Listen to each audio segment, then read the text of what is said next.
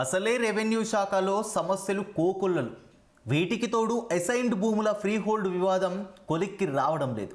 Free hold పేరిట వైకాపా ప్రభుత్వంలో ఆ పార్టీ నేతలు భారీగా లబ్ధి పొందారు.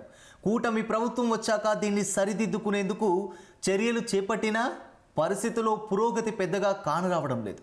ప్రైవేటు భూముల పట్టాదారులు సహా ఎందరో ఇబ్బంది పడుతున్నారు.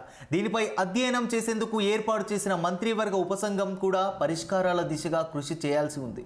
ఏడాదిలోగా రెవెన్యూ శాఖను ప్రక్షాళించాలని, ముఖ్యంగా ఫ్రీ హోల్డ్ వివాదాన్ని త్వరగా తేల్చాలని సీఎం చంద్రబాబు తాజాగా నిర్దేశించారు. రెవెన్యూ యంత్రాంగం నిర్లిప్తతను వీడి అంశాల వారీగా విభజించి ఒక్కోదానికి పరిష్కార మార్గాన్ని వెతికితేనే రైతులకు ఉపశమనం లభిస్తుందని అన్నారు. పేదలకు కేటాయించిన వ్యవసాయ భూములను 20 ఏళ్లు నిండిన తర్వాత కూడా అమ్ముకోవచ్చని 2023లో వైకాపా ప్రభుత్వం ఫ్రీ హోల్డ్ ఆదేశాలు ఇచ్చింది. అప్పుడే నాటి అధికార పార్టీ నేతలు అక్రమాలకు తెరదీశారు. కోట్ల విలువైన అసైన్డ్ భూముల్ని ముందుగానే పేదల నుంచి తక్కువ ధరకు కొనుగోలు చేసి ప్రభుత్వ ఉత్తర్వులు వెలువడ్డాక కొన్నట్లు చూశారు.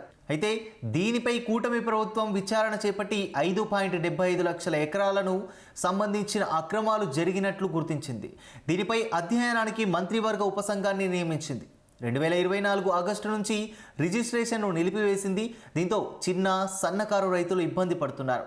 కొన్ని చోట్ల ప్రైవేటు భూములను కూడా నిషేధ జాబితాలో చేర్చారు.